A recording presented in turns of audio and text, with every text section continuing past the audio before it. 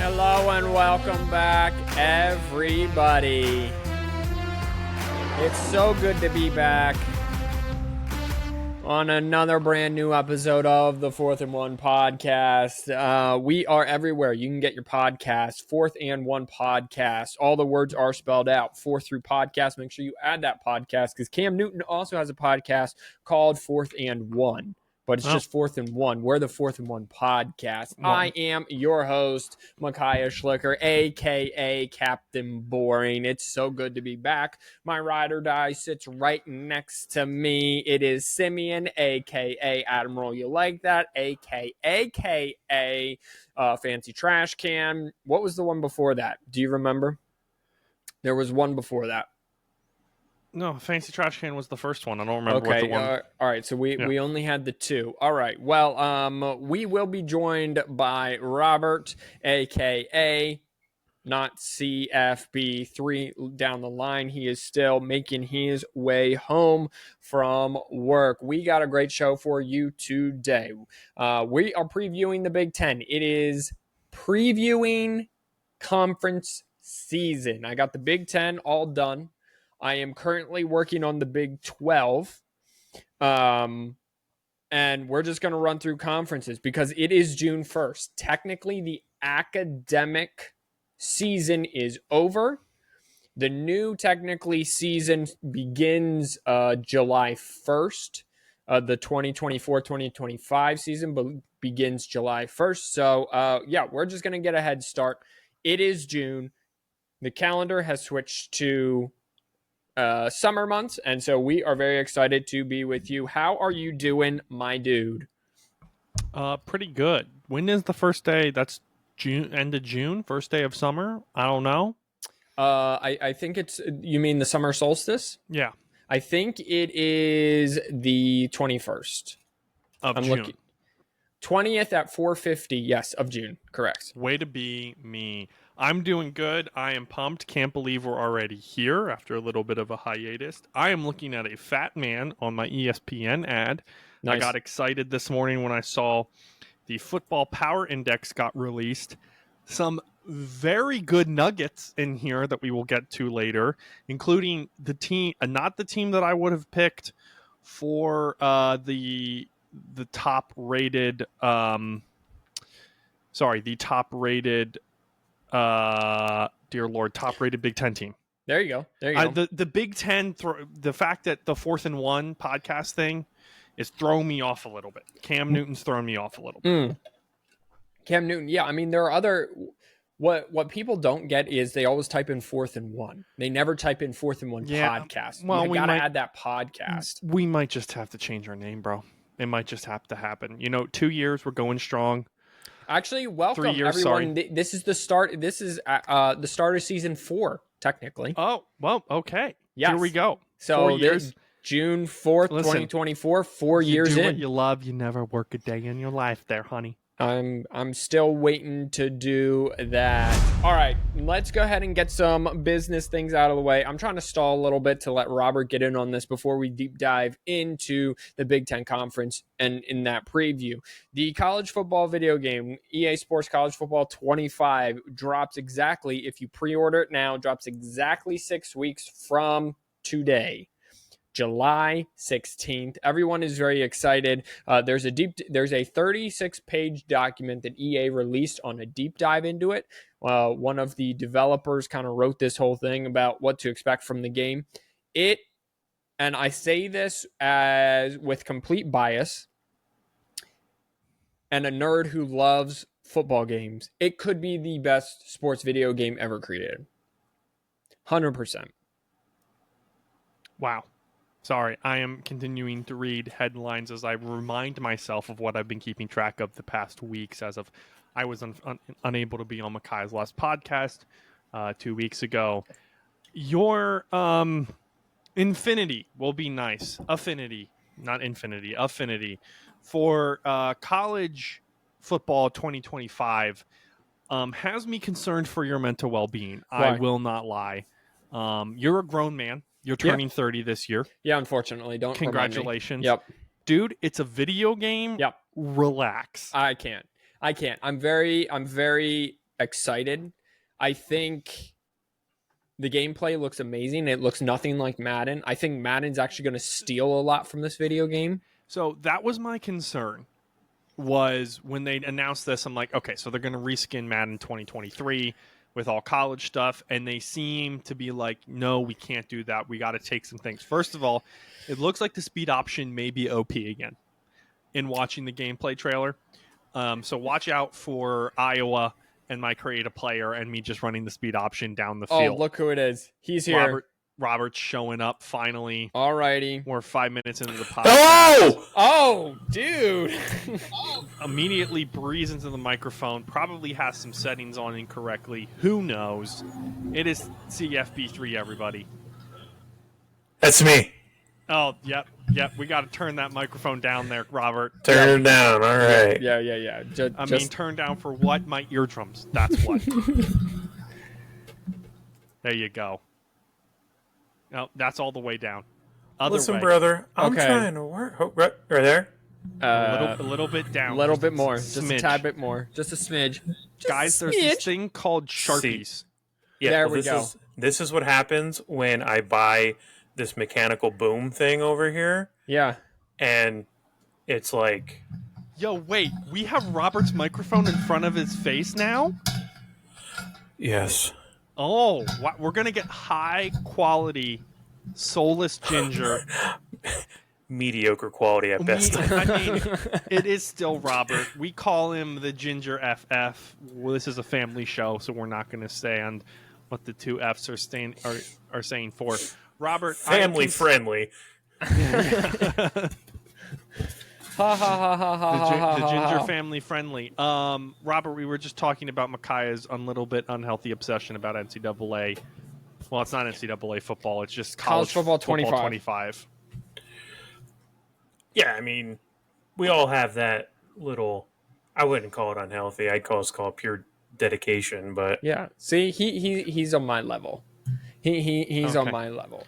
Robert, you missed. Welcome to season 4. This is officially season 4 of the podcast. This is Robert's first full season. Yes, this will be Yeah. Robert's first full season, the 4th season with us. So welcome, Robert, with us. I would also like to point out that there's a Division III college playing in the College World Series right now, and technically their college doesn't exist anymore. It they closed lost 2 days ago. on June 1st. So there was. college. Okay. Yeah, they All right. lost 2 days ago. All right. Well, that was a nice little story while it lasted. Robert, Yep. are you up and ready to go? Because I've been stalling as long We as I got, could for like, you, brother. 45 teams we got to cover today. yeah, bud, let's rip it. Okay. All right. So you're in charge of knowing each team's over/under win total, and we'll start, and then you guys will see how I envision this flow going. Okay.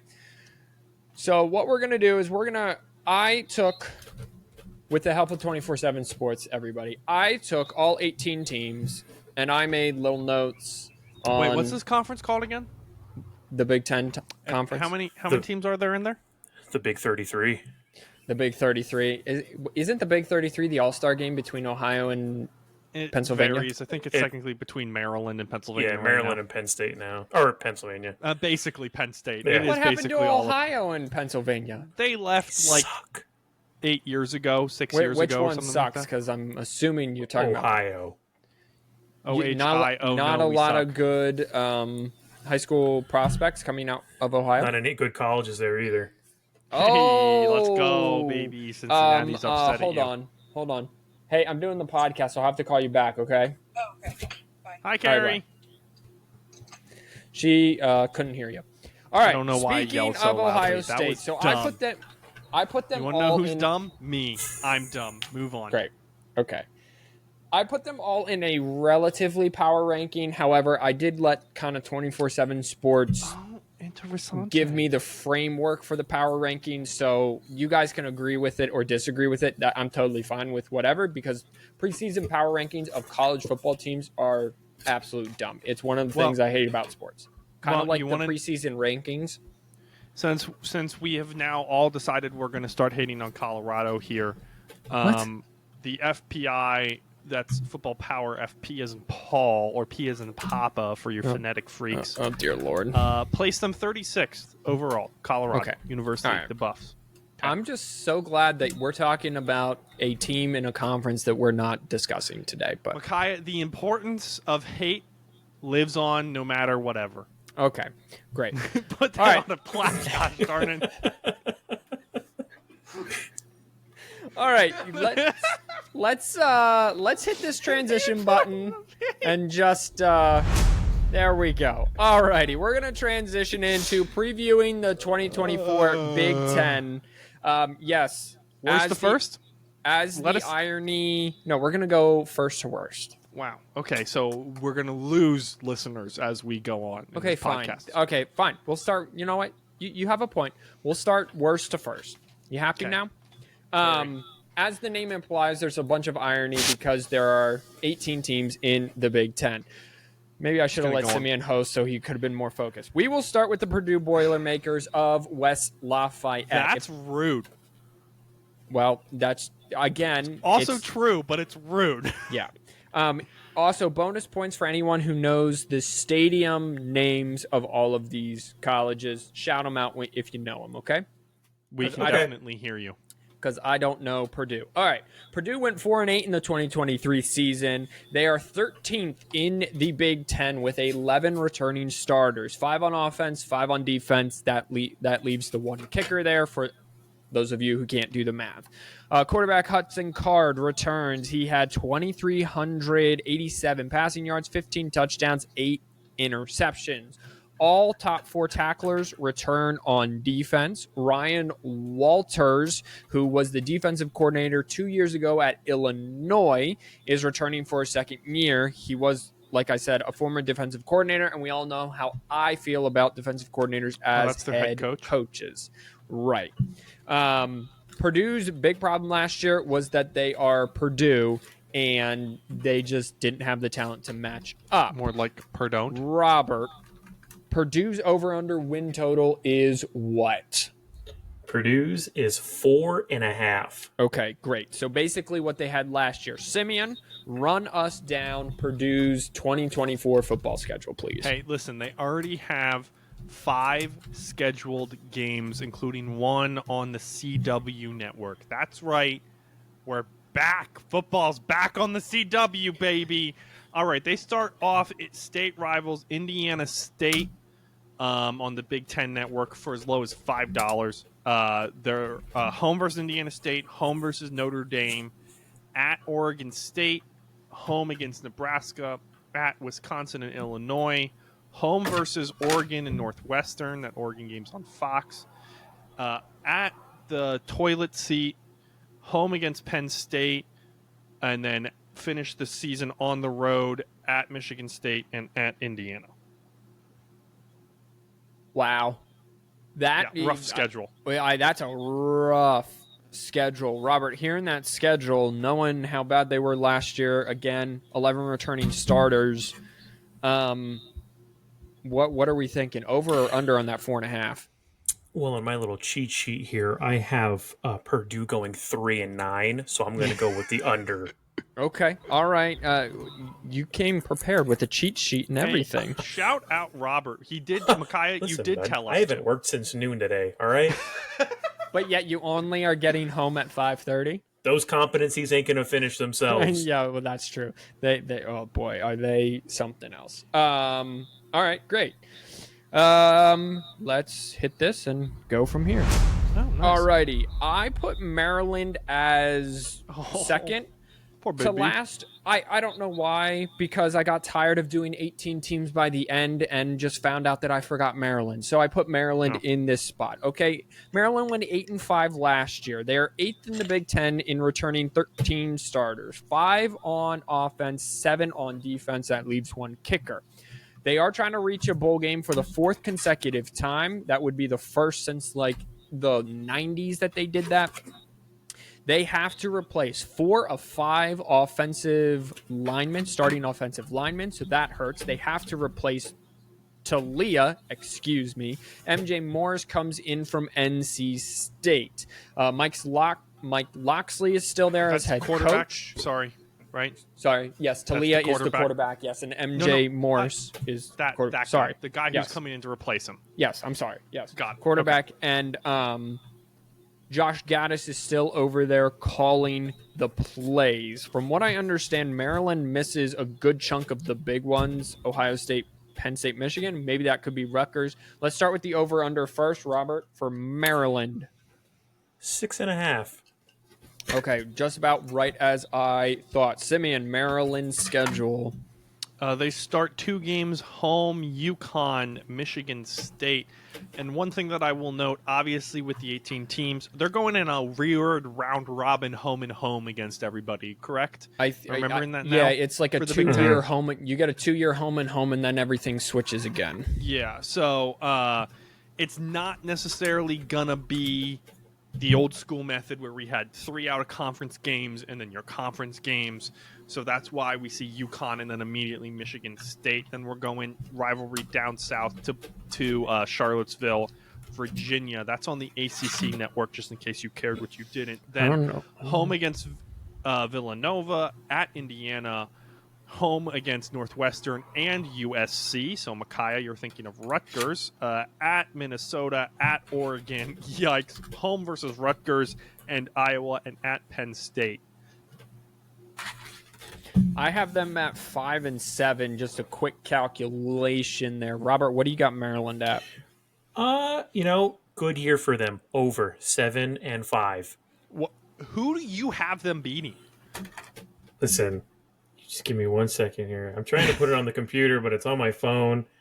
Just read it off your phone. That's fine. So I have them This is the beating worst podcast on the UConn, internet. Yeah. Michigan State, Okay. Villanova, Yeah. Indiana, Yeah. Northwestern, Rutgers, and Michigan State, Okay. You said Michigan State. Virginia. There it is. Okay. I went out of order for whatever reason. I Okay, think they're no. all winnable games. Northwestern's kind of the big toss-up, I guess. Northwestern, and I think I'm going to shock some people here in a minute with my Northwestern hot take. I agree. I think Rutgers is going to be a lot better than what people think.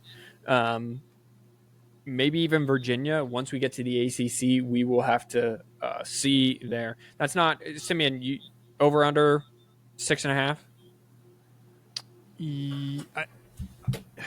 So projected wings, the FBI has them at Give me ESPN's FPI. FBI has them at 6.5 too. Okay. That's a lot of away big games for Maryland. At Minnesota, which I know they haven't been since Fleck has gotten there still. At Oregon, they get USC at home, and they're at Penn State. That's just a tough road schedule. It's gonna be. Hey, Yeah, but I don't know. I'm just looking for over under. What you got? Come on.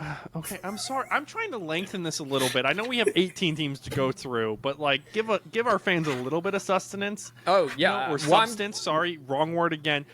I'm gonna go under. Okay, I'm not all right. impressed with their coaching staff. I think they need to start over, and I think Maryland could be a better football program than what they are. Okay, excellent. Well done all around. We are 2 for 2. I love the flow. Let's keep it up. Okay. We are going to the 15th best team. Again, preseason means nothing. And again, I got tired by the end of doing 18 teams because I went first to worst. So I have Illinois. They went 5-7 last year after going 10-3 the year prior. They are 13th in the Big Ten with 11 returning starters. That is the same as Purdue. 5 on offense, 5 on defense, and then the 2 kickers. Their quarterback, Luke Altmaier, is back. He missed the last 3 games, so his stats of 1,800 yards, 13 touchdowns, 10 interceptions are kind of deceiving there. Probably would have been into the mid-2000s, I would assume. Brett Bielema wants to run the football anyway, and Luke Altmaier needs to keep the turnovers down. The top 3 tacklers are all returning on that defense, led by Dylan Roski, who had 82 tackles. And this is kind of, from what I read, again from 24/7 Sports, Bielema needs to make a bowl game at least. 5-7 last year. I felt like 22 was kind of a flash in a pan for them. They played really good. They basically played Michigan football. They ran the ball a ton with Chase Brown and won with defense. That was a year that Iowa was kind of down. So, Robert, Illinois is what? Over under? Illinois is 5.5. Okay, 5.5. So right where they finished last year. Simeon, what do you got? Illinois is 5.5 on the FBS. They are home first 3 games: Eastern Illinois, Kansas, Central Michigan. Then they go on the road for the next 2 weeks: Nebraska, Penn State, home Purdue, Michigan, away Oregon, home Minnesota, Michigan State, at Rutgers, and finishing the season at Northwestern. More winnable team, and I would disagree with you. I don't think they play a Michigan football. I think they play Iowa football, and I think they have the ability to play Iowa football better than Iowa does.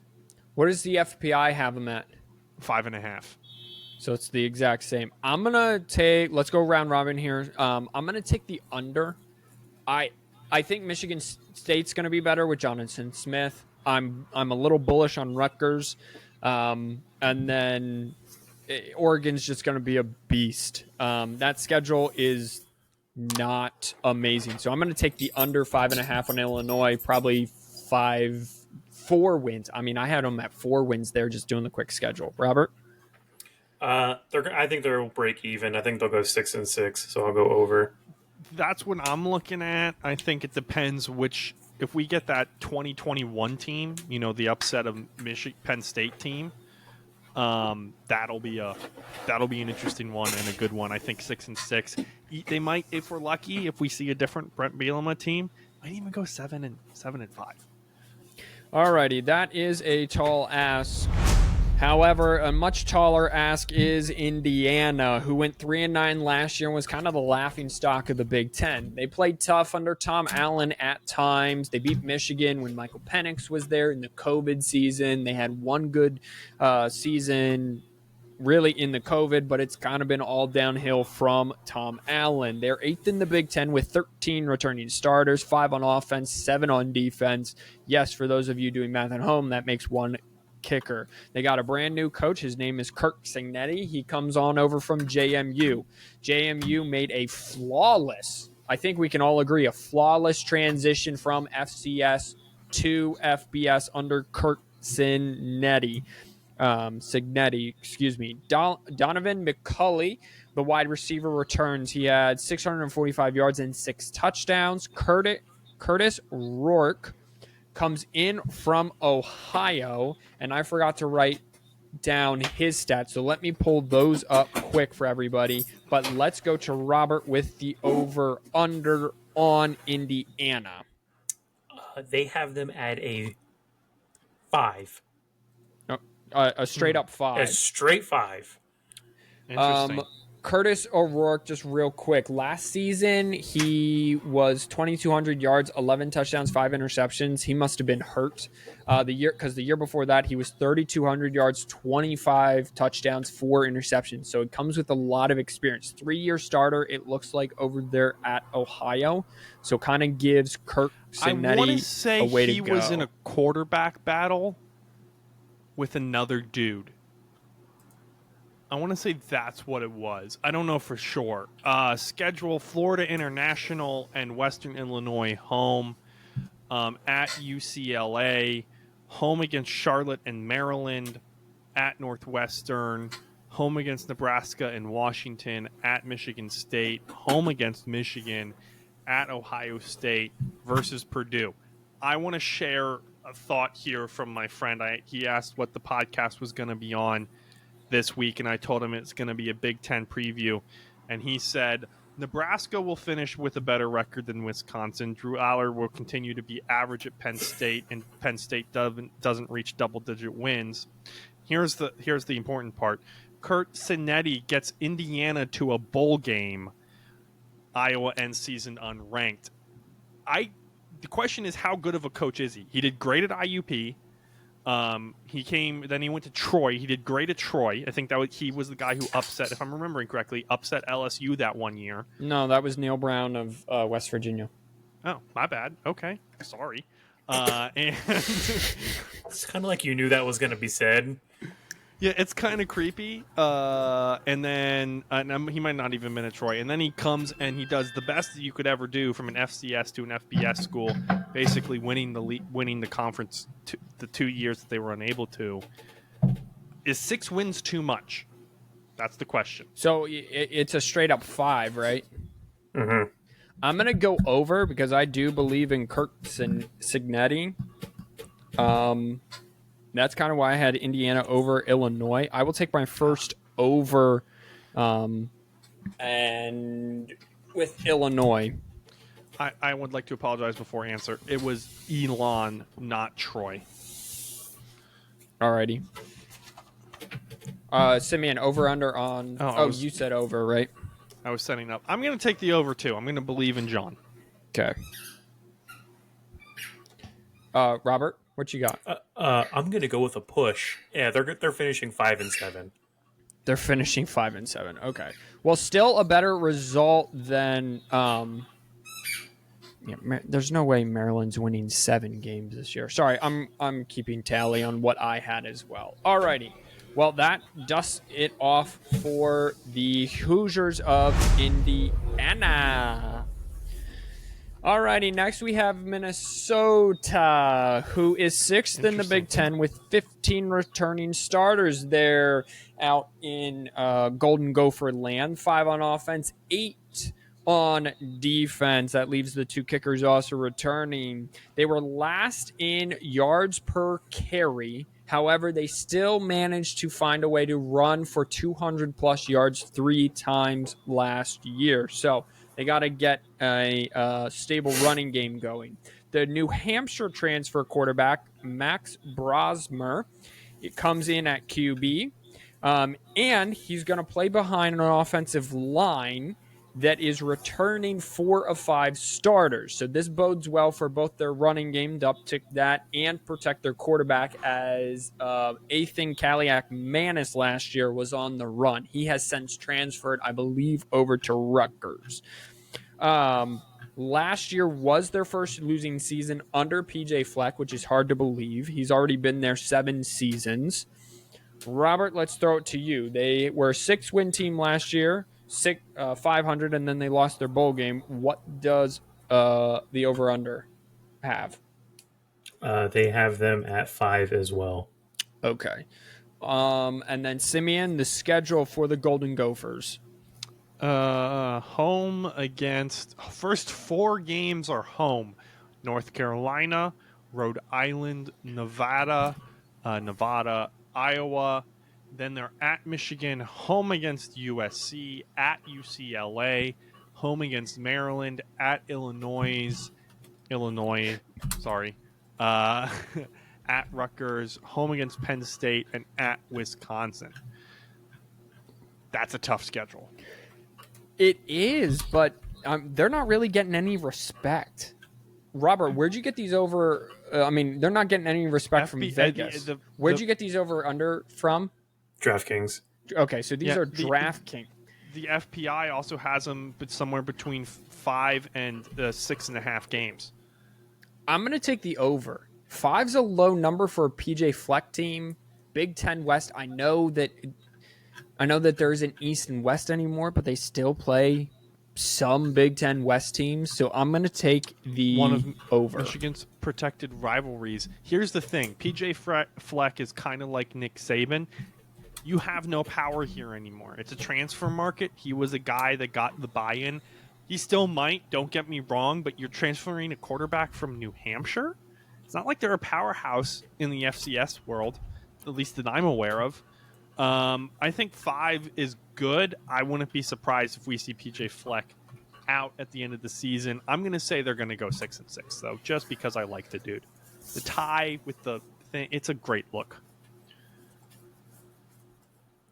I have them at 6-6 as well. So we're all going over then. Yeah. Okay. Let me see here. Max Brosmer stats. Again, I understand it is FCS level, but the last 2 years he has thrown for 6,500 yards. Wait, total or in a year? in the last 2 years. He's Okay. thrown for 6,500 yards and 56 touchdowns and 14 interceptions. Not a half bad transfer in. We'll Yeah. see how he does against Big Ten defenses. Indeed, we will. I mean, he might get lucky because they are playing USC, and we know how good their defense is. That is a fair statement. USC's rival out in California, that would be the Bruins of UCLA. Chip Kelly is gone. Deshaun Foster and Eric Bieniemy come in. Eric Bieniemy is the OC from the Commanders in the NFL. They are 11th in the Big Ten with 12 returning starters, 8 on offense and 4 on defense. Part-time starter last year, Ethan Garbers returns at quarterback. The top 2 wide receivers return. 4 or 5 offensive linemen also return. Again, this is a brand new offense. It's probably going to be an NFL-style offense behind Eric Bieniemy with the who's departure. The head coach? That would be Deshaun Foster. Okay. He's also an NFL guy. So what I read in my research is that it's being kind of run like an NFL-style program. Robert, the over/under for the Bruins out of UCLA. 5.5. Wow. I'm not going to lie. DraftKings loves their 5.5. It's actually ridiculous but I also think it's the Big Ten in general because there's a lot of unknowns about the Big Ten. Sure. But there's a lot of 5 and 5s, 5s, 6s, 7s. They're kind of all over. Simeon, the Bruins schedule. Sorry, I'm looking at him. Oregon State. I know we're not talking about the Oregon State. Sorry, Oregon State is ranked above the Bruins on the Power Index. And I just find that a little bit disrespectful. They are at Hawaii to start the season. I believe that's a week 0 game. Sounds like it. It's a week 1 game. Sorry, it's the 31st. Womp womp. Then they actually get a week off before they travel to Indiana. Smart. At LSU, rough. Home against Oregon. At Penn State, home against Minnesota, at Rutgers and Nebraska, home against Iowa, at Washington, home against USC, and home against Fresno State. Yikes. Well, now I see why the over/under was 5.5. Yeah. Robert, what are you taking? Over/under on the Bruins at 5.5 with that ridiculous schedule. So I'm going to be a little generous, and I'm saying it's actually going to be over. I think they will beat 7 teams. Who do you think they'll beat? Do you got it? So Hawaii. Yeah. Obviously. They should beat Indiana. Rutgers. Nebraska's kind of my iffy one. I think they'll beat Fresno State, unless Fresno State has a year like they did last year where they were actually pretty good. Where am I? My toss-up win is Iowa, but I don't think it's a home game against Iowa, and I don't think Iowa is actually going to be as good as what they should be. And did I say Nebraska? I went out of order and I messed myself up. Yeah, you said Nebraska, and you said it was a toss-up with Rutgers, Nebraska. probably. Rutgers, yeah. Are you disrespecting Rutgers a little bit? You actually have to show some respect in order to have respect. I understand. Rutgers doesn't. I understand that, but they went 7-6 last year. They're not a rollover team. Well, that's great, but in case Rutgers hasn't noticed, there's a lot better teams joining the conference now. 4 better teams to be exact. Ever since Michigan lost 78-0, Rutgers lost 78-0 to Michigan, you've lost every ounce of respect. Stick to wrestling. Speaking of Michigan, their that good at rival just a little east, maybe. I would take it because it says it's in East Lansing, the Spartans. They're eighth in the. Do I not get to pick anymore? No. Oh yeah, go for it. And I also wanted forgot to about give you. a ridiculously hot take, but my computer decided it just didn't want to work anymore. I'm going to take the under. I think they're going to win 5 games and then expect them to blow up next year.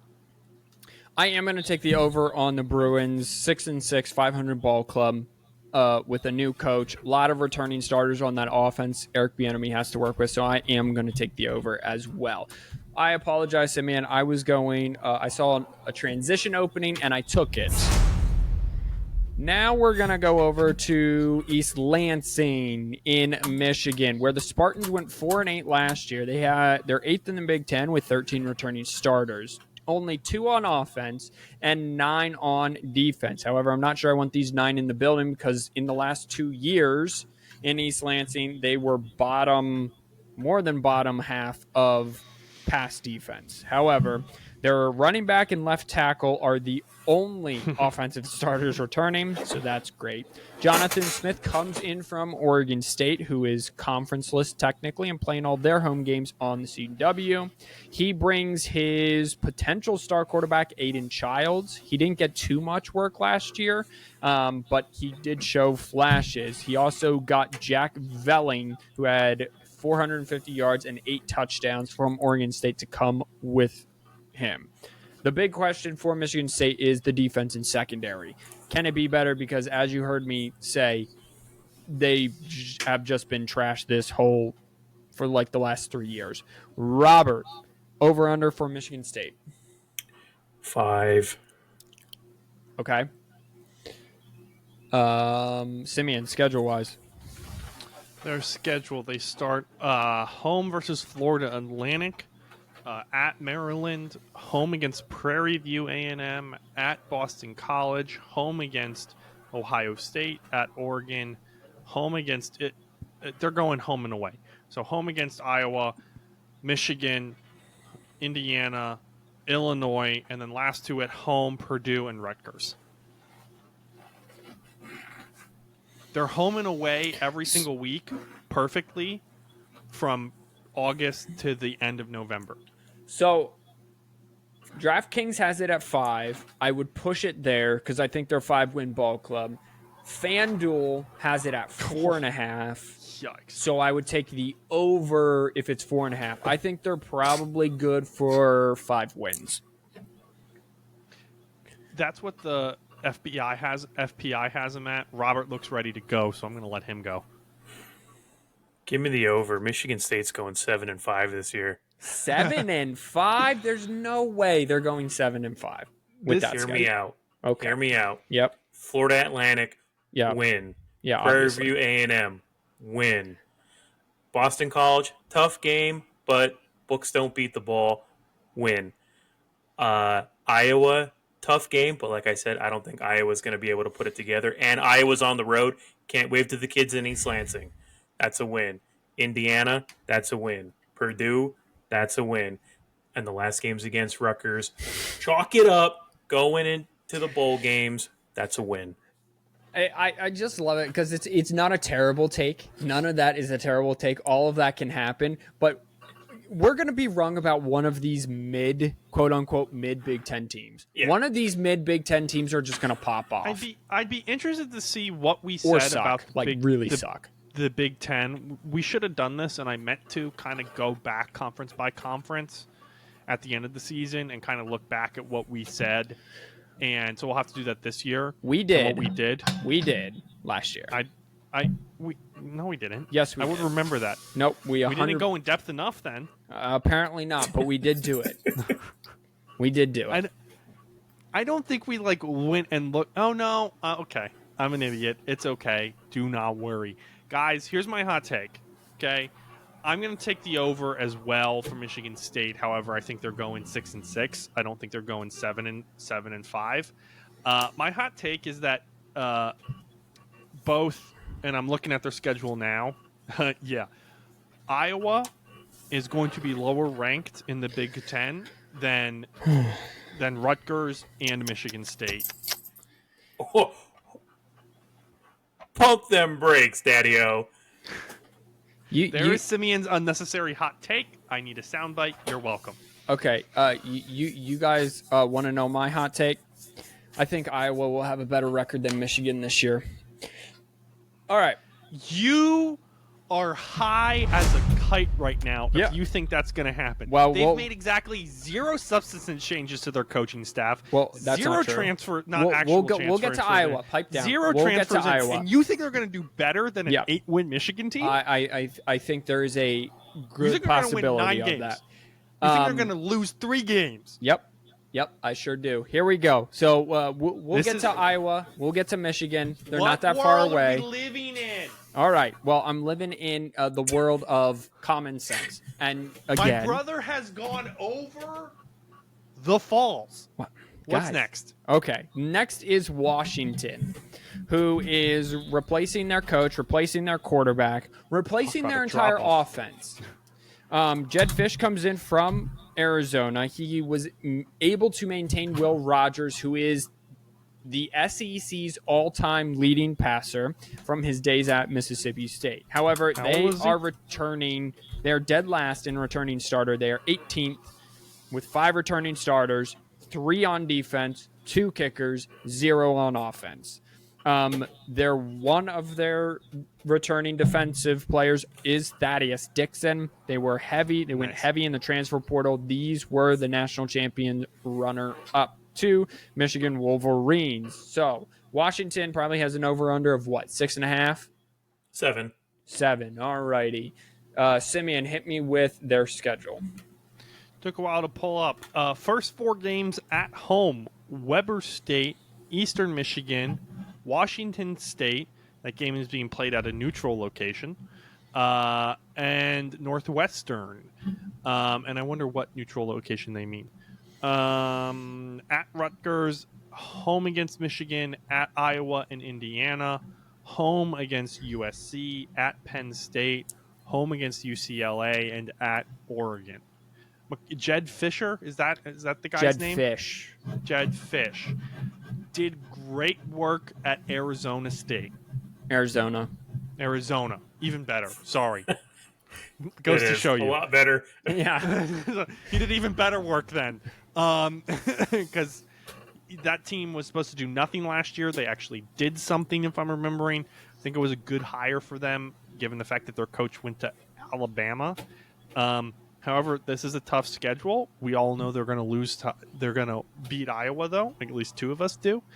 And yeah, I don't know. I think you said it's a 7 over under. I'm going to call him Yeah. 7 and 5. I Yeah. think he's going to maintain. FanDuel has them at 7.5. I don't think they're good for 8 wins. I'll push the DraftKings at 7. I think they're good for 7 wins. The under on FanDuel, I'll take that at 7.5. Robert. I have them at 7.5 as well. I mean, 3/4 of their wins are going to come within the first 5 weeks, Yeah. and then they just have to probably snag Indiana and then UCLA. Other than that, I mean, you need a hope and a prayer for the rest of that schedule. I agree. The back half of their schedule is tough, including the last month. Alrighty, the team that is disrespected the most by a third of the 2/3. podcasters here is Rutgers. They went 7-6 last year. They're 4th in the Big Ten out of 18 teams with 16 returning starters, 7 on offense, 8 on defense. That leaves 1 kicker. They're looking to make consecutive bowl games since 2014. Kyle Monungai is back at running back. He was a 1,200-yard back. They are also bringing back 4 or 5 offensive linemen. 7 of 8 of the top tacklers are returning on defense. They don't have to play, because I wrote this down, Ohio State, Michigan, or Penn State. Gavin Wimsett is also back at quarterback, and I think Ethan Kaliak-Manis is also transferring in from Minnesota to push Gavin Wimsett. Rutgers over under win total, Robert. 6. Oof. Okay. Simeon, schedule and FPI have what? There they are. 7 wins. Sorry, there's too many. Control F isn't working. 7 wins. They're going. FBS has them 7 and 5. Okay. Above Maryland and Iowa State. Their schedule is home and home against Howard and Akron. Everybody tremble. Those are tough games. Then they're, again, another tough game at Virginia Tech. Then home against Washington, at Nebraska, home against Wisconsin and UCLA, at USC, home against Minnesota, at Maryland, home against Illinois, finishes the season at Michigan State. The Maryland game is $8. And you said, what was it, Robert? 7? 6. I have it at 6. I think Simeon said they have, what, 7? 7. FBI has them at 7. 7 and 5. Which, given the fact that they have the fluffiest of cupcakes here, yeah, that's fair. I'm gonna go that they're gonna match their schedule they're gonna match their win total from last year. I'm gonna go 7. I just think you get 16 returning starters back. 7 of 8 of your top tacklers, your entire offensive line, and your leading rusher. That's good for at least 2 games, like 2 of their conference games, like that experience, in my personal opinion. I'm going to give them 7 wins, go 7 and 5. Robert? Okay, so I have them at 3 and 9. Okay. So, and here's my reason. First off, it's Rutgers. Rutgers is going to find a way to lose these games, even though they on paper they should be so good, not like incredibly good, but they should be solid. Yeah, they should be good. And Nebraska was the same way, and they're going to find a way to lose these games. They're going to beat Howard, they'll beat Akron, and they'll beat Illinois, but they're going to find a way to lose at Virginia Tech. They're going to find a way to lose, like. They're going to do it. I know they are. This is Virginia's Tech, I think, really wants to join the Big Ten because I think this is like the 3rd team that they're playing this Big Ten. So you basically don't have them winning a conference game then if they're 3 and 9. Illinois. Correct. Illinois. So they're going to rip off 3 straight wins at the beginning of the season and then lose 9 straight? They're going to win 2 games, lose everything else, and then in those things November they're going to win. Okay. Called headphones. Right. You use them to listen to what the it's not saying. Listening. That's my issue. It's my memory. Simeon, what do you got them at? I'm looking at this record, and the only way that they don't go 3 and 9 is if they surprise me. One of these mid teams is bound to surprise me. It's either going to be Nebraska or Rutgers. It's not going to be Iowa to me. I don't think it's going to be Indiana or Illinois. So I think them going 7 wins is a little rough, but I think a 6 and 6, and I get it mathematically, guys, this can't happen. But I agree. I think they're going to make a bowl game. I think they're going to show improvement, and I think we have a totally different landscape than we did last year, and I don't think we're giving enough credit for that. The PJ Flecks of the world aren't going to be able to sell a school anymore because he has to pay them. I think there's still room for development. I mean, that's going to be the big argument: pay to play or the development. But we're not going to see that for 3 years. Until this all settles out, the money has to settle down. I think there's something to be said for development. I think I'm not disagreeing with you on development. I'm just saying the money's too in everybody's face right now. It's got to in 3 years. Then we're going to see the development coaches. I think it's kind of settled out to be what it was. The high-paying school. It's still going. What are you talking about? The lawsuit just settled. I know, but what I'm saying is the high-talent kids who are getting paid the most on the Ohio States, on the Oregons, wherever, Alabama's, Georgia, they were going to be at the high-level schools. Minnesota, I don't think they're either going to get FCS kids who can play FBS, or they're going to keep the kids that were there because they're not good enough to get paid. So I don't think the gap has changed any. I don't think the gap has changed any either. I don't think that middle money has changed yet. I still think it's shifting. Right. So if the gap hasn't changed, then a Rutgers team who went 7 and 6 last year and who are getting 16 returning starters back should roughly be another 6-7 win team again.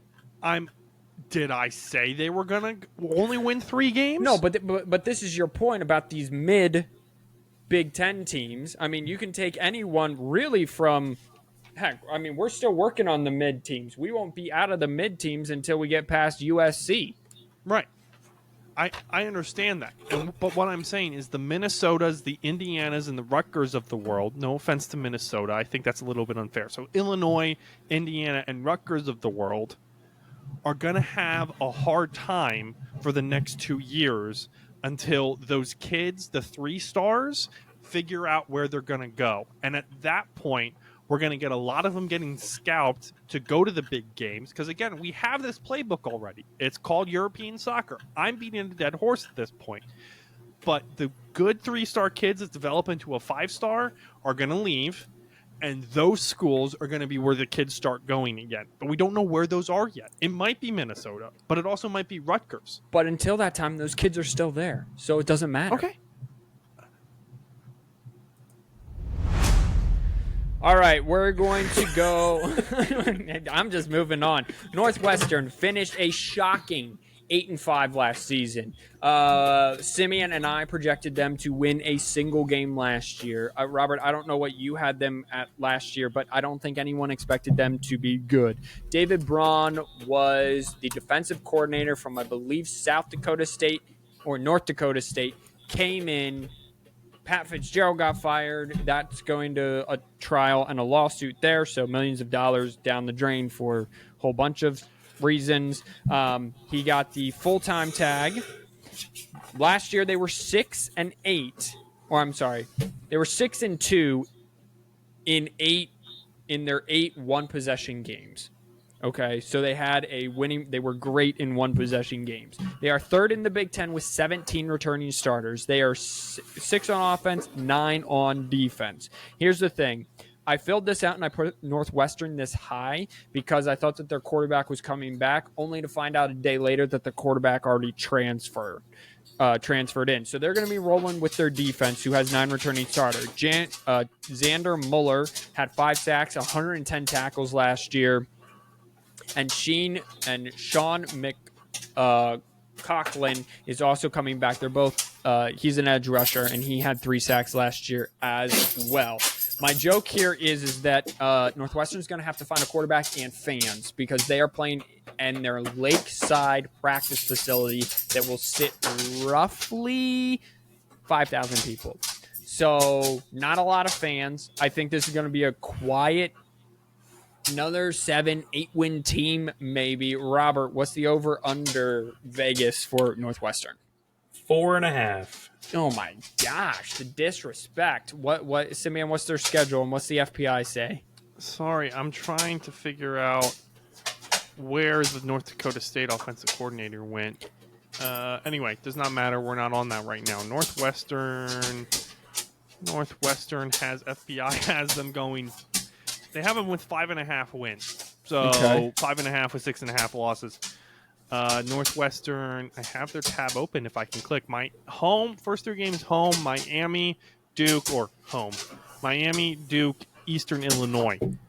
Remind me, sorry, you said they're playing where? Has it been confirmed that they're playing at their lacrosse field? Yeah, no, it's their lakeside practice facility. I'll pull it up. Keep going. Okay. At Washington, home against Indiana, at Maryland, home against Wisconsin, at Indiana, Purdue, home against Ohio State, at Michigan, home against Illinois. But you didn't say any of the West teams, right? They're not playing any of the West teams. They're playing all pre-2024 Big Ten Wow, schools. No, Washington. Sorry, they're at Washington. they are really getting disrespected. Robert, what do you got Northwestern at? I have them at 5-7, but I just think they just have so much going on that it's a big distraction year, and that's what I think. So I mean, they'll finish over what they're projected, but I don't mean to be rude, but here's the thing, Robert. I would agree with you. I think they're probably going to go 6-6, just given what they built, especially if a lot of kids come back. Here's the funny thing. Here's what it's going to look like. They're lake. I mean, it's right on the lake. Their average ticket price. Look at those stands. Their average home game ticket price. The lowest is $130, and that's the lowest ticket. The highest ticket is when they play Wisconsin, which is $442. They're going to sell out every single game. right. So, How many did they say? 15,000. Yeah, so it's 50. I was way off. 15,000 temporary. The former Ryan Field had a capacity of 47. The rebuilt stadium will hold 35.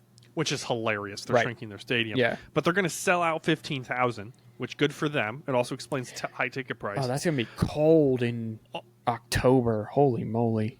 It's going to be cold in September. Right there on the lake. And right there on the lake. Imagine the post-Thanksgiving game, home against Illinois. I think 6-6, 7-5 isn't far off for them. Again, we're not. It's going to be hard, but they're only playing Washington, Ohio State, and Michigan. Again, I just don't see how with 16 returning starters, and again, I get it, but they'll probably tag Miami week 1. They're hosting Miami week 1. Miami it's going to be probably an 11 a.m. kick, local time. And if they tag Miami week 1, I mean, that's going to get them a win right there that I think a lot of people think that Miami's just going to bulldoze, people the first month of the season again until they get in the heat of their schedule. But Miami's I'm also going to go over. FanDuel has them at 5.5. That's where he went. They're going to be a bowl game team. I just don't see, especially since they don't play any of the new teams except Washington. I get that. You go from 8-5 to 4 wins, right? That's what you said, Robert? That's what they had them at? 4.5. To not making a bowl. Get out of here. I don't agree with that.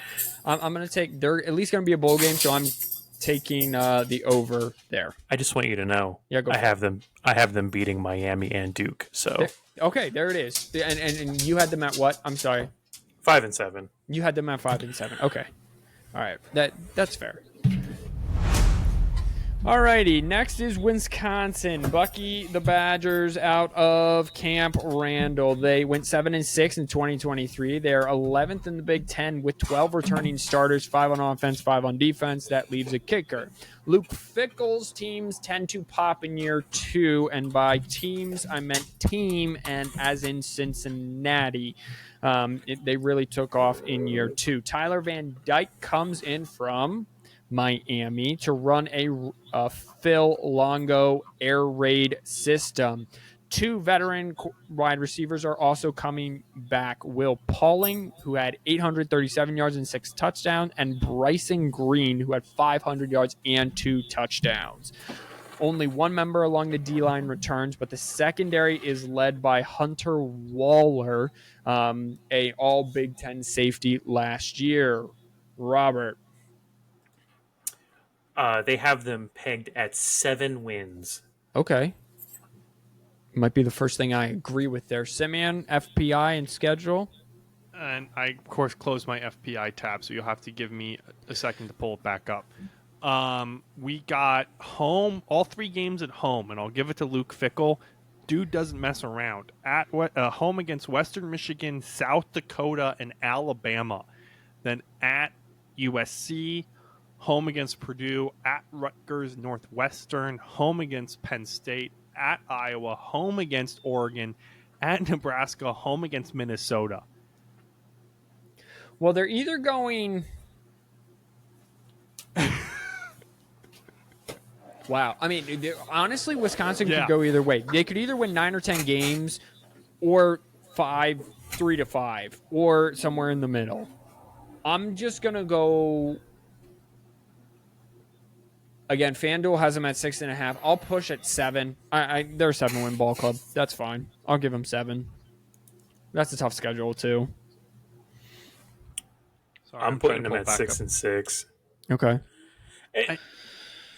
The teams that they're going to lose to are the teams you expect them to lose to. Alabama, USC, Penn State. They're at Iowa. It's always hard to play at Iowa. They're going to lose to Oregon because Oregon's the best, if not second best team in the Big Ten. And they're going to lose to Nebraska because it's at Nebraska, and Nebraska just figures it out this year. So Wisconsin That's a bold has... Well, okay, so I'll build off of Robert.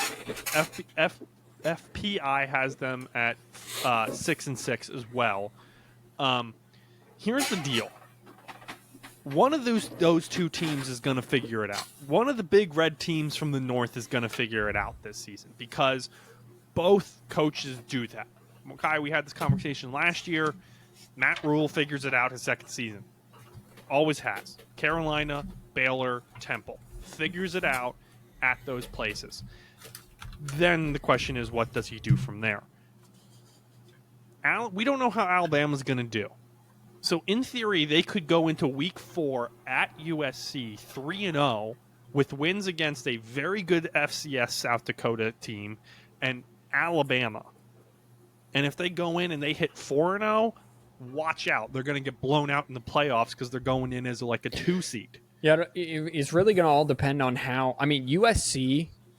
We'll know by week 4. We'll know who Wisconsin is by week 4. Well, we'll also know who USC is and whether they fix their defense or not. Yeah. They're all going to be good games. I don't know if Luke Fickell. I'll be nice. They're going to go, what is that, 8-3, 8-4? 8-4. All right. So Robert's taking the under. I'm taking the over along with Simeon.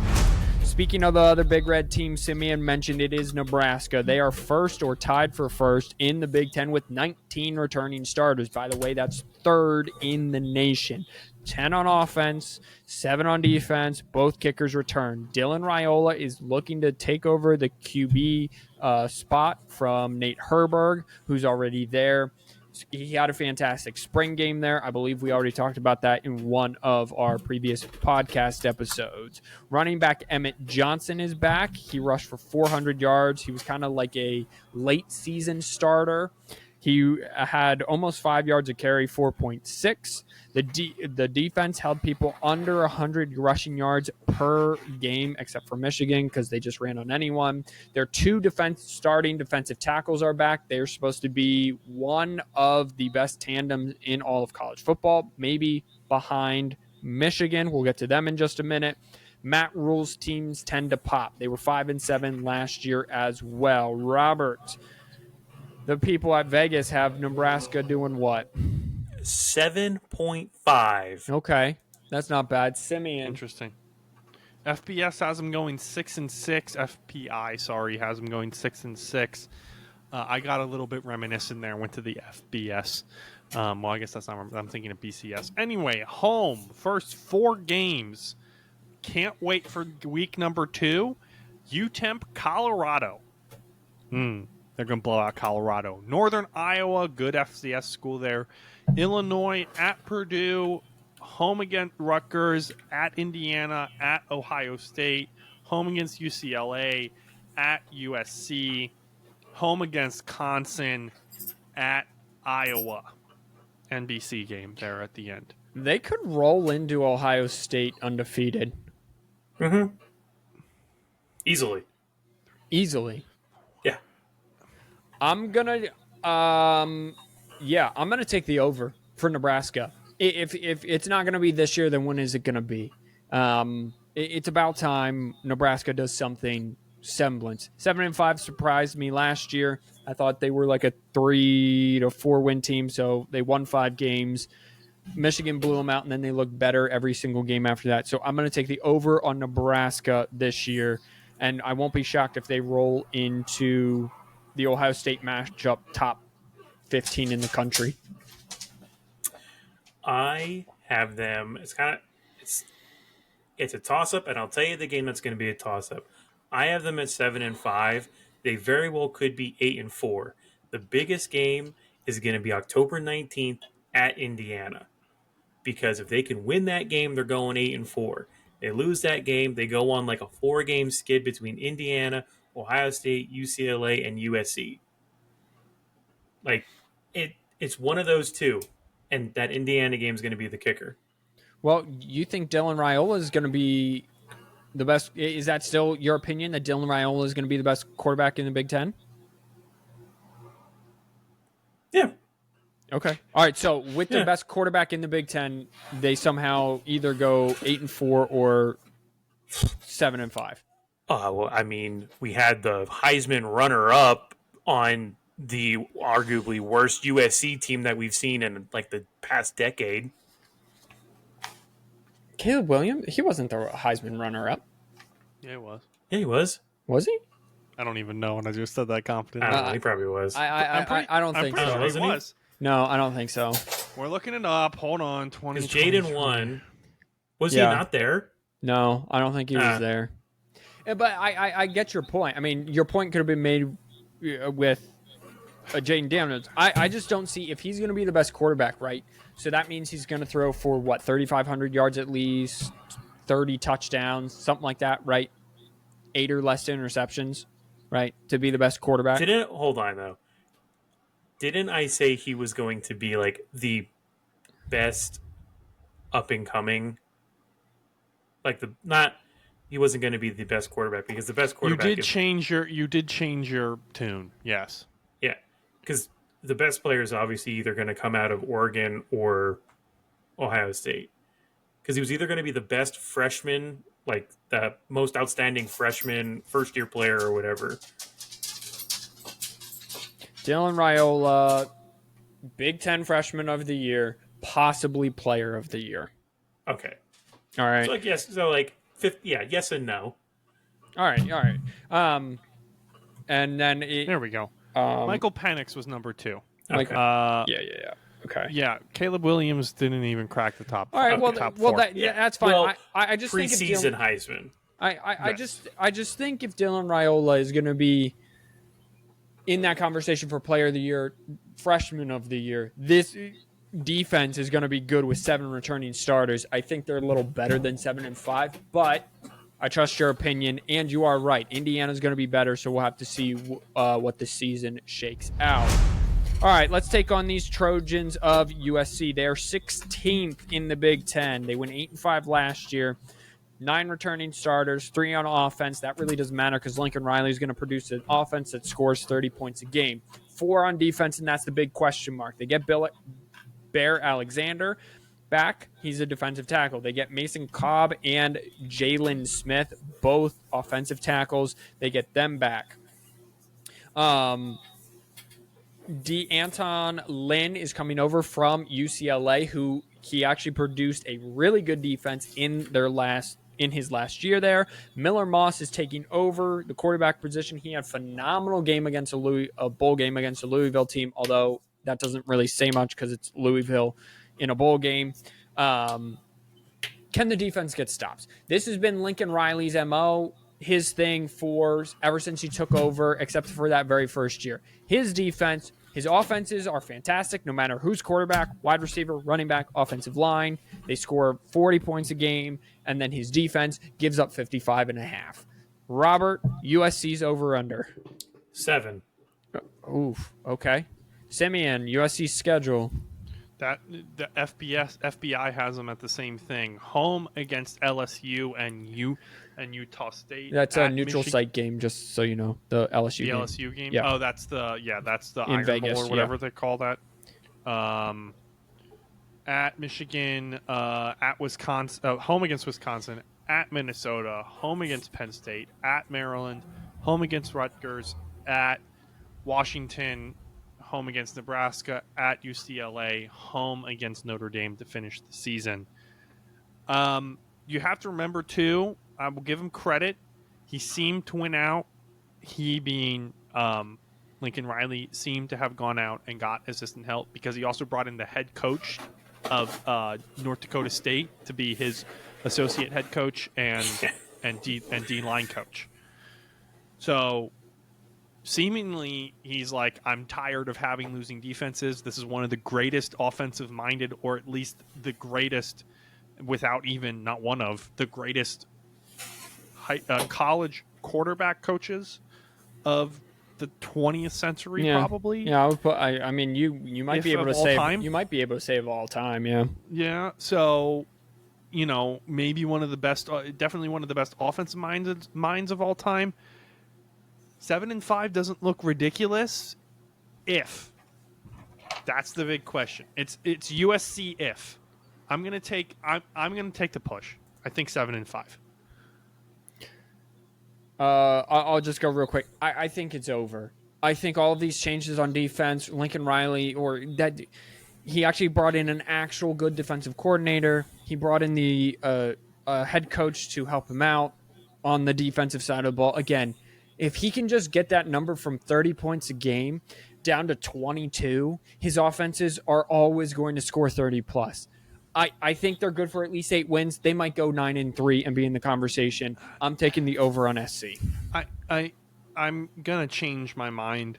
I'm looking at their schedule. I think they're gonna drop 3 games. Sorry, I'm gonna give them 2 more games. I don't know which 3. There's a bunch here, but they're gonna win. And I do know they have to go back and forth a whole lot, all the way over to the East Coast, like Maryland, Rutgers, and I do understand that. I'm still taking Lincoln and that offense to just kind of almost not shock the Big Ten, but just be like, yeah, he still scores no matter what conference he's in. Robert? You boys ready to get shocked because USC's going 10-2. Let's go. Well, I said 8-5, 9-3. Let's go. Yeah. I mean, they could go 9-3. They're going to lose to LSU and they're going to lose to Michigan. The next game I have them maybe losing would be Notre Dame. Yeah. It's a home game though. So, I mean, I like 10-2, 9-3. Okay. That's what I have. They have 5 games that they might lose, right? Just given the way the football runs, and I have them. They're going to drop at least 2 of them, if not 3. So yeah, I agree with Robert here. Robert, defense is going to be better. Or is this another all offense and kind of just outscore people? I think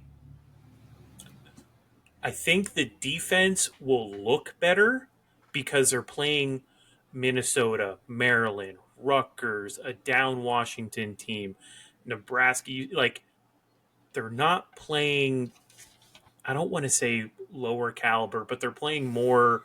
It's a different style of team that they're going to be playing. It's against. a different scheme. It's a slow pace. Game. Yeah, Yes. it's a slower pace. And, you don't have air raids really in the Big Ten, right? And except for like Ohio State. And if you jump out to a 14-0 lead, get a pick, a quick touchdown, and then you go on a long drive and it's 14-0 against a Minnesota, a Maryland, as you said, it's tough for these teams to come back. Okay, so we're all kind of over on SC. We're all bullish on SC. All right, these are the last 5 teams here, starting with Iowa. They went 10-4 last year with the world's worst offense. It's the most horrific offense. They couldn't even complete a 5-yard curl route.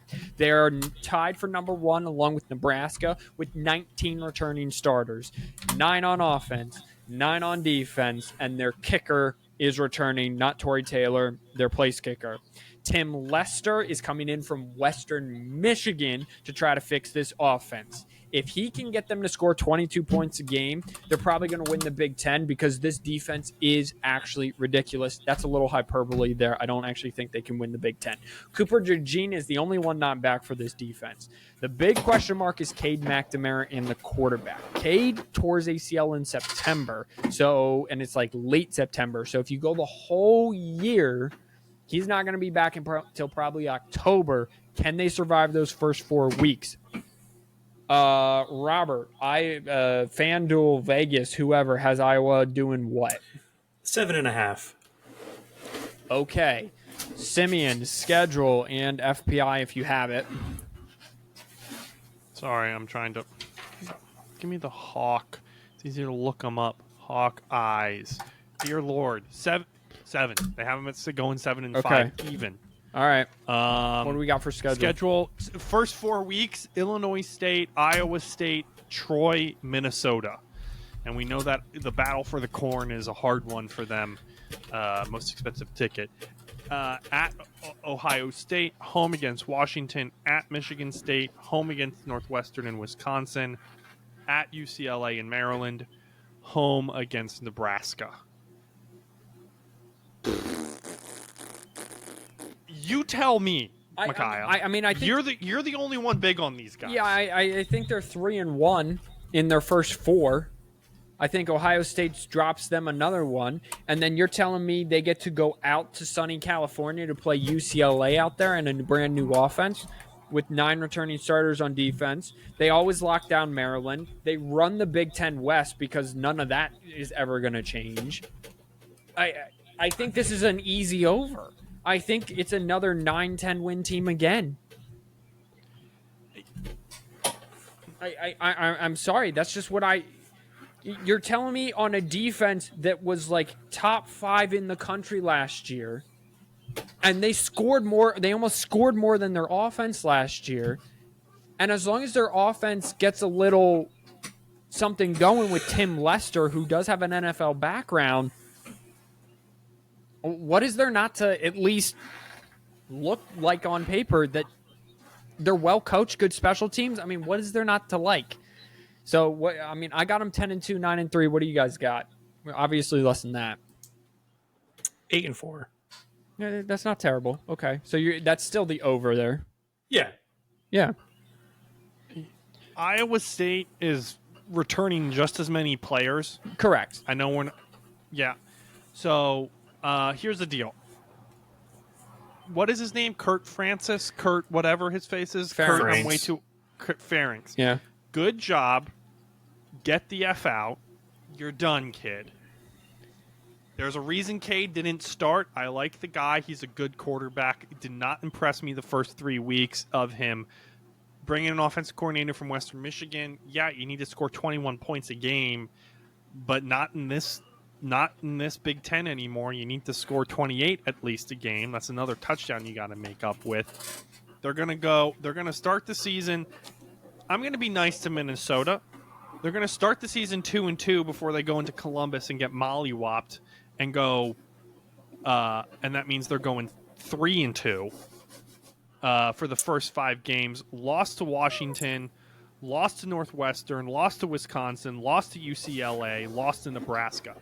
Under. Hard under. This Iowa team is not going to be where you want them to be, and I blame the coaching. And this should have been a firing middle of the season last season, and you can't tell me differently.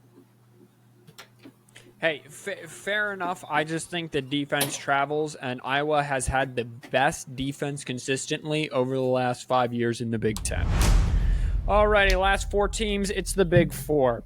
It's Ohio State, Oregon, Michigan, and Penn State. We'll start with Penn State. They went 10-3 last year. They didn't beat the Big Two, Ohio State and Michigan, and then they lost their bowl game to Ole Miss, I believe. They're 4th in the Big Ten with 16 returning starters, 8 on offense, 7 on defense. Drew Aller is back. Big question for him is, can he throw the ball downfield? Because in the Michigan game at home at noon on Fox, Michigan decided to run the ball 32 straight times because they said Drew Aller's not going to get a chunk play. And guess what? They were right. They got both their running backs back with Katron Allen and Nick Singleton. They split carries almost evenly. They moved Abdul Carter from middle linebacker to edge rusher. Andy Kotelnicki comes in from Kansas.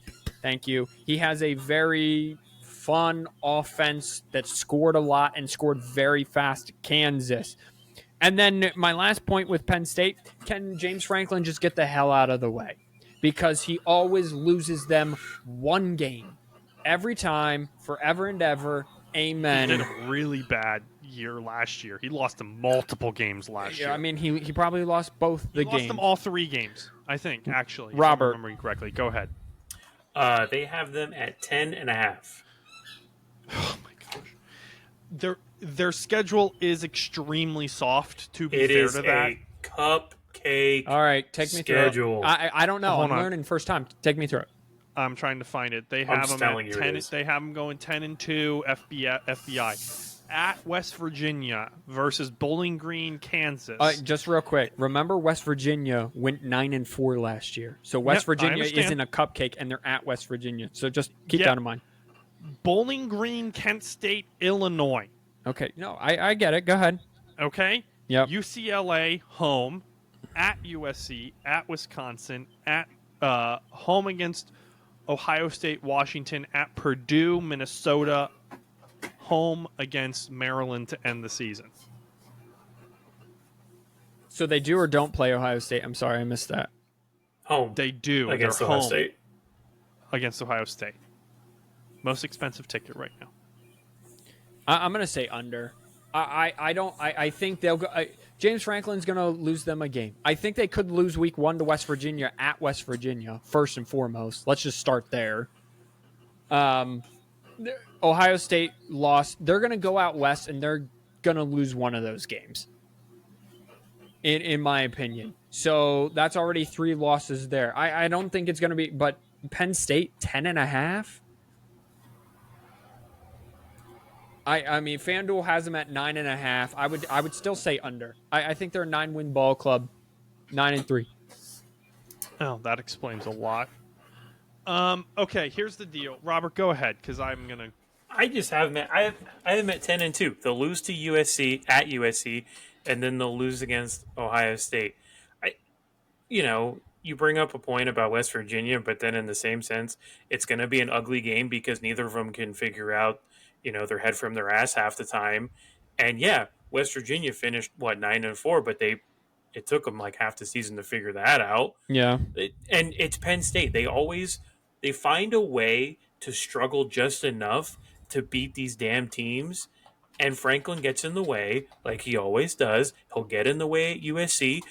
Like they're 4-6 when they play USC, and it's at USC. So you're gonna have the jet lag. They're gonna lose that game, and Franklin survives another year because they go 10-2 because that's the Penn State way. You don't think Wisconsin's going to have something to say, or you think it'll be a close game?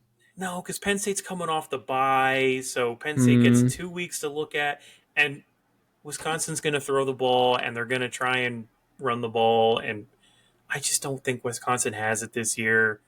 Like, I get Fickle figures it out his second year, but Wisconsin's they're missing something, and I don't know what it is, and they're missing something. Okay, Simeon. So here's the deal. Speaking to some Penn State people in the offseason, people who know more than I do, the time is now, and Kirk Franklin is he's one of those old school coaches that I was talking about. He's a great coach. He'll get you fired up. He'll get you where you want to go. They're going 10-3 at best this year. They'll be lucky if they beat West Virginia. They're losing against USC, which they're trying to make become their rivalry game because they couldn't get Michigan because they suck. If Patrick Kraft does not call Kirk Franklin into his office when they lose to Ohio State at home on November 2nd and go, you either win out or you get out, then tear down Beaver Stadium and give the money to the wrestling team because that's who wants to win. You said Kirk Franklin twice there, so I'm not sure that you even got the name of the AD right. However, no, Patrick Kraft is the AG. Kirk Franklin is not the head coach at Penn State. No, and it's He's AD, not singer. AG, not the Attorney General. Micaiah, I'm going to come up to Lidditz and tear your esophagus out through your butthole. Listen, I like Kirk Franklin because Kirk Cousins can't win primetime games, and neither can James Franklin, okay? So I like Kirk Franklin. Okay. I'm sorry that I was mixing people up. My point is still valid. If Washington is a 5-win team, Penn State's month of November is a cakewalk. If Washington is a 8-win team, Penn State is probably more looking at 9-3, 8-4. I can't redeem myself from Kirk Franklin. No, you cannot. All right, the third best team. I'm giving you credit. The third best team I have are the defending national champions, the Michigan Wolverines. Congratulations, they're going 8-5. Get over it. Listen, I don't understand why we're not more frustrated. With what? We're a podcast. We're here to entertain. At Penn State, their mediocrity is frustrating, and I'm not even their fan. What do you want? I want the biggest school in the state of Pennsylvania to, for once in their GD lives, to actually stand up and put their pants on and actually win out a team because they finally have good playmakers on both sides of the ball for once in their life. They put a full team together, and their coach is going to go lose them 3 or 4 games. Okay, now we can move on to Michigan. All right. I'm so glad I'm the only one who seems to bring the energy. Not you, Robert. You're doing a great job. Yeah. Micaiah, What is going on here? What is going on today? You're so lost in your stats that we're forgetting that Penn State could be doing so much better. I don't care that we're an hour and a half into this. Okay. There's 18 teams. So we're going to have like 5 2-hour podcasts this year. So here's the deal. My job is to bring and tell people what they need to know. Okay? If you want to get upset at Penn State when I've been getting upset at Penn State for the last 4 years and just now you want to jump on the bandwagon, I don't know. That's I don't know fine. how I was upset at them last year. I don't know what you classify as upset, but staying in the same tone and not saying anything about their mediocrity is not what I because would that's call not my job. upset. That's not my job today. My job today is give the people the information that they need. Okay? So now I'm actually going to do that because the defending national champions that are out of Ann Arbor, I will mute you, are only returning 6 starters. They are 17th in the Big Ten, 1 on offense, and that would be Colston Loveland. 4 on defense. 2 of them are Mason Graham and Kenneth Grant. Probably the 2 best defensive tackles. They're both back. Rod Moore was supposed to be a returning starter, but he is out with an ACL injury. Got to figure out the quarterback, whether it's going to be Davis Warren or Alex Orji. And they got to figure out a quarterback. What JJ did so well last year was complete third and medium. Because if Michigan's just going to go inside zone, inside zone, inside zone, you're going to be left with a lot of 3rd and 5, 3rd and 7s. Okay, so they've got to figure that out. Can they run with a new offensive line because they're replacing the entire offensive line and the Donovan Edwards? Can he run in between the tackles? Robert. It looked like he could in the spring game. 9. All right, 9 wins. Simeon? The FPI has them going 8-4, and I said 8-5 in my rant earlier. I'm sorry, it's 8-4. We know I can't get things right. Home first 5 weeks. Fresno State, Texas, Arkansas State, USC, Minnesota. Then they go on the road for Washington, Illinois, home and home, Michigan State, Oregon, at Indiana, home versus Northwestern, then down to the toilet in Columbus for Ohio State. Well, Michigan better not mess around with Fresno State, or they could be looking at a 2-2 month of September. Their biggest saviors is that they get Texas at home, a Texas team that is coming off Michigan plays 2 of the 3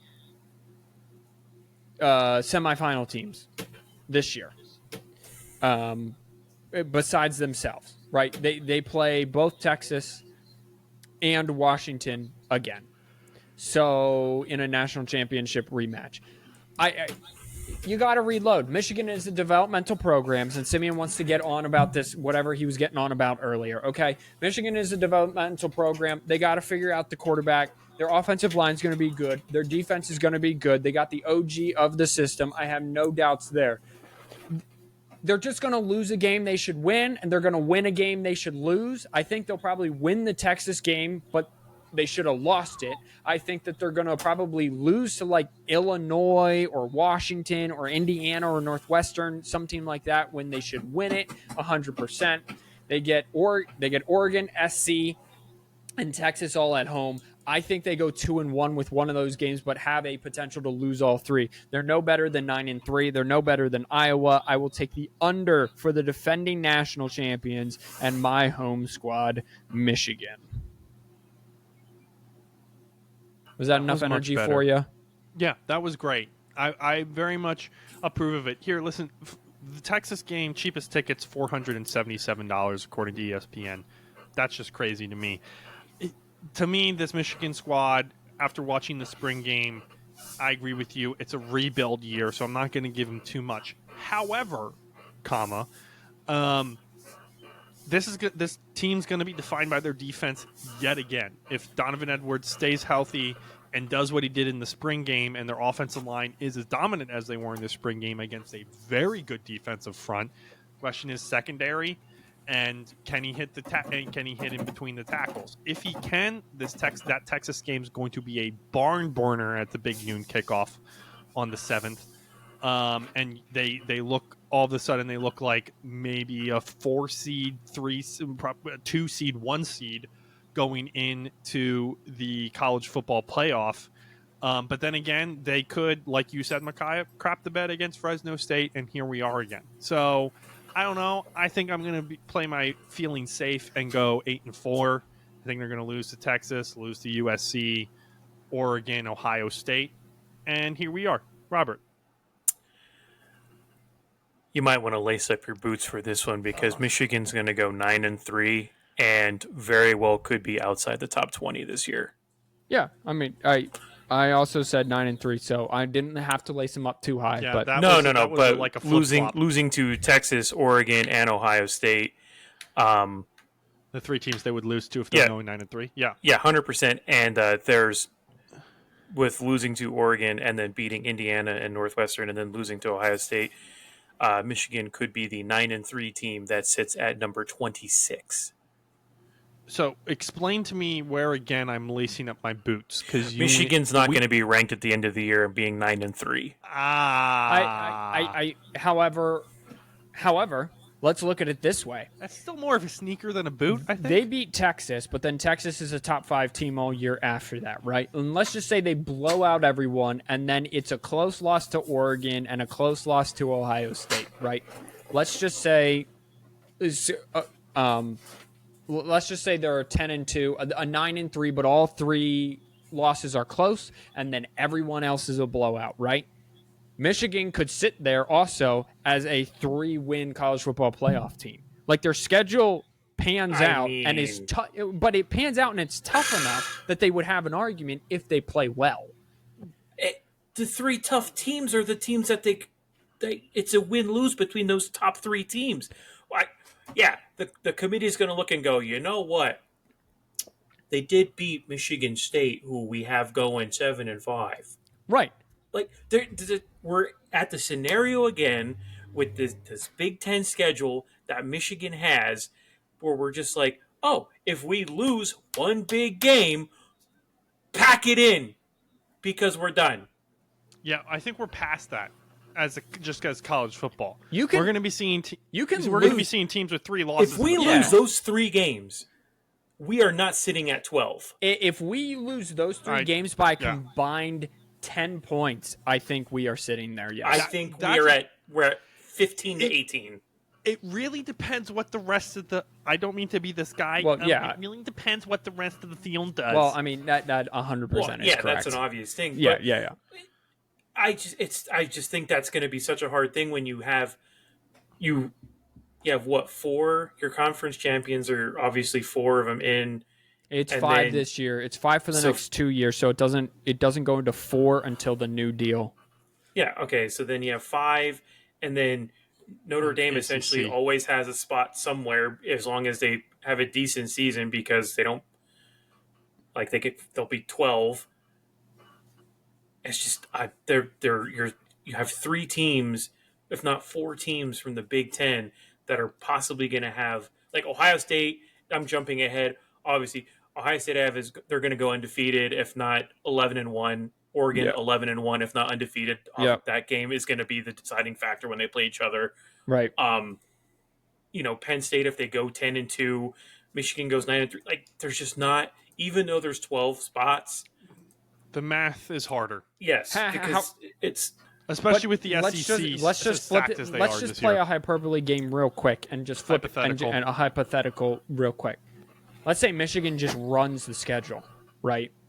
They beat Texas at home, narrow margin blowout. Take your pick. This Michigan team, if they run the schedule, would be better than last year's Michigan team by far. Well, yeah, even if you base it off the schedule. The strength of schedule this year, because of adding Texas and Oregon, is already because I guess you could Texas kind of takes the place of Penn State, if Michigan goes undefeated this year and they beat Ohio State, it's not going to be once. They're going to have to do it twice. Yeah, probably. Yeah. Right? Because it's the top 2 teams. Right.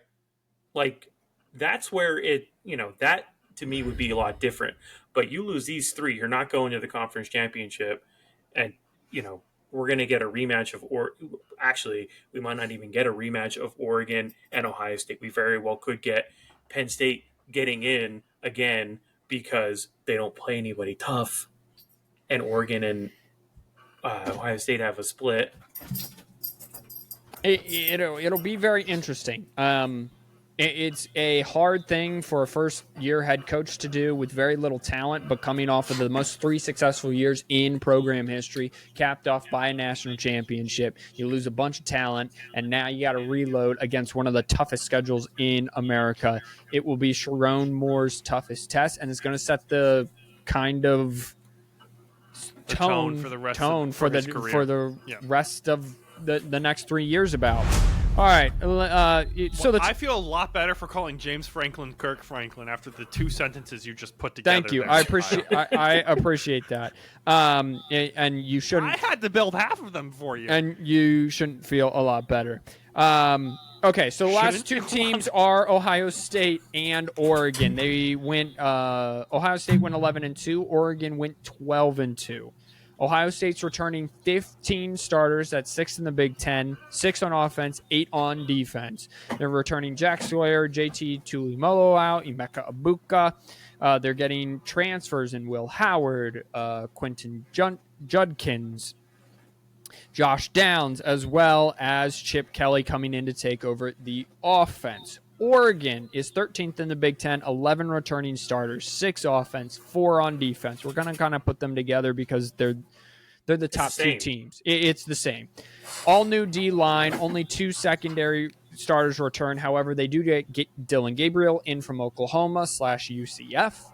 They get Jordan James back, who had 800 yards and 11 touchdowns.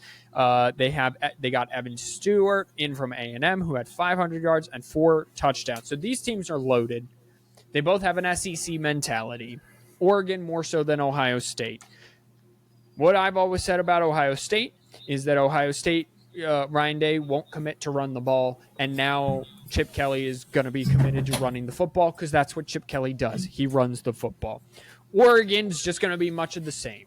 Oregon's going to be tough at the line of scrimmage, and Dan Lanning's still there, right? Dan Lanning's still there, and somehow they're going to lose a game that they should win, maybe twice, because they did it last year to Washington, and I thought they were better than Washington. Iowa. And I thought they were better than Washington. All right, so I would assume it's 10.5 for both teams, Robert? Yep. Okay, so it's 10.5 there. I'm just going to let everyone know I'm taking the over. I'm taking 11 right off the bat for both these teams. 11-1. Again, unless if Michigan comes out and is just this boa constrictor again, where the defense is just like, you're just not going to do whatever you were planning on doing today, then we're having a different conversation. Simeon, if you want to run down the schedules, that's fine. Or if you just want to give us the toughest matchup on each schedule, go for it. So, spoiler alert, the Ducks schedule's harder than Ohio State. Oh, Ohio State has a cakewalk schedule. Yeah, and the hardest game for both of them will be Oregon. Will be each other. They play each other in the middle of the season, October 12th. Tickets are already, the lowest ticket is $411. The game is in Columbus. Wow. Akron, speaking of Columbus, home Akron, Western Michigan, Marshall, at Michigan State, home Iowa, at Oregon. I'm sorry.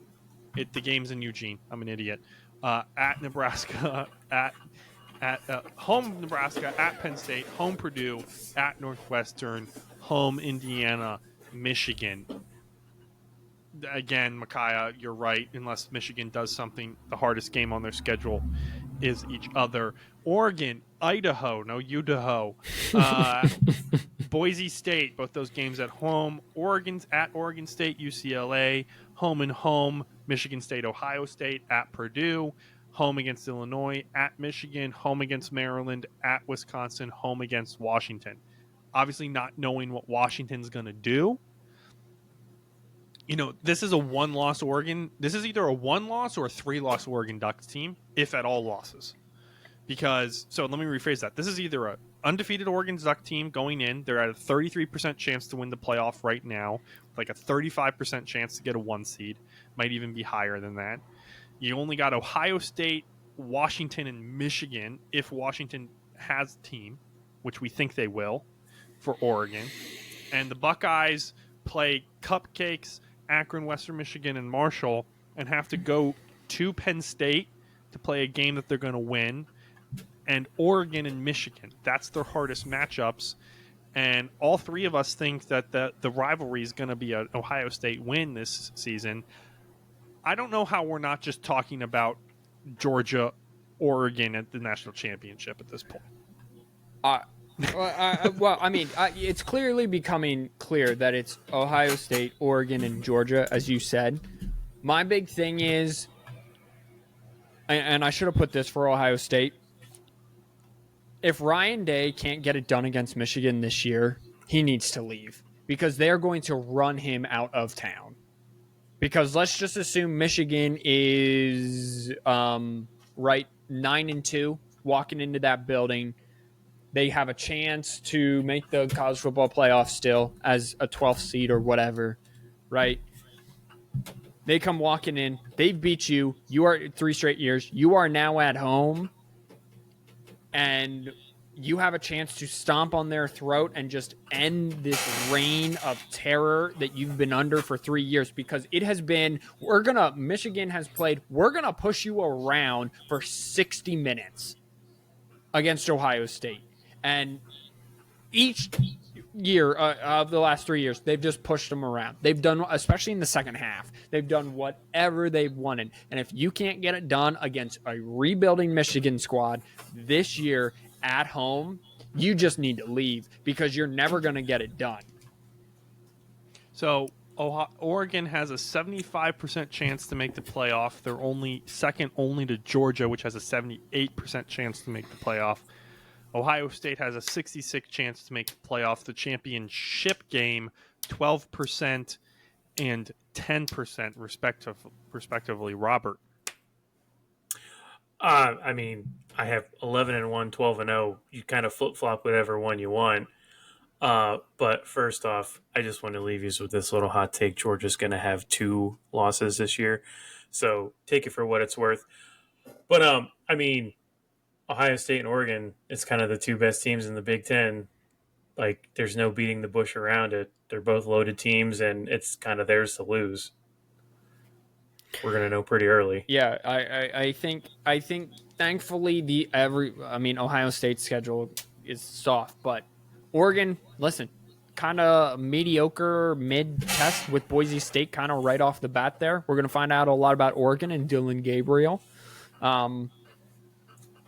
It also it wouldn't shock me if Ohio State had 2 losses this year, 2-3 losses. Wouldn't shock me if Michigan had 1 loss, if Michigan had 5 losses. It's going to be a real interesting Big Ten. The Big Ten has better parity than the SEC does.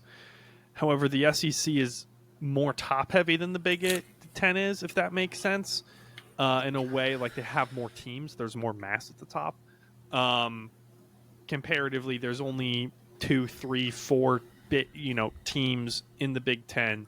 But those mid teams can upset any one of the big teams and can upset each other and throw everything off. It's really the battle between the Big Ten and the SEC at this point, and obviously we'll get into the SEC later.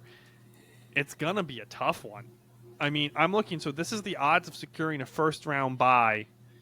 Oregon has a 36% chance of securing a first-round bye. Georgia has a 33% chance. Not going to happen. Ohio State is 3rd at 24, and Penn State is 5th at 22. I understand why people are high on Oregon because Dan Lanning's really good at what he returning, does. Right. And Dylan Gabriel and blah, blah, blah. They're only returning 11 starters, 13th in the Big Ten. That's not that many. Yeah, but we're talking about the premier the premier college football team in the Pacific Northwest and in Northern California.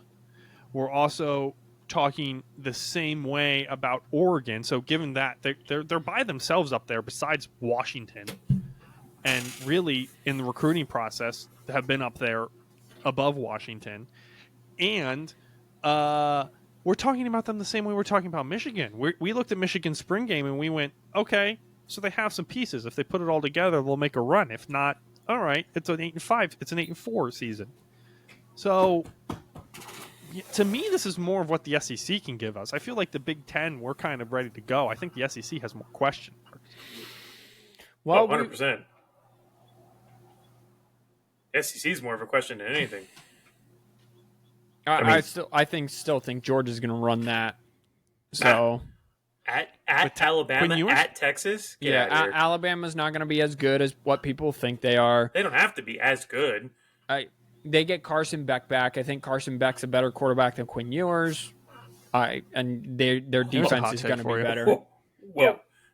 Yeah, that's a hot take. Finally, I came up with a hot take right at the end of the podcast. The good one. It's a great place to end it. So thank you, everyone, for being here. My dog says bye. It is time for his dinner, so he wants it. So we're going to go. Wash your hands, you filthy animals. Next week, Big 12. So stick around. Spoiler alert, Kansas.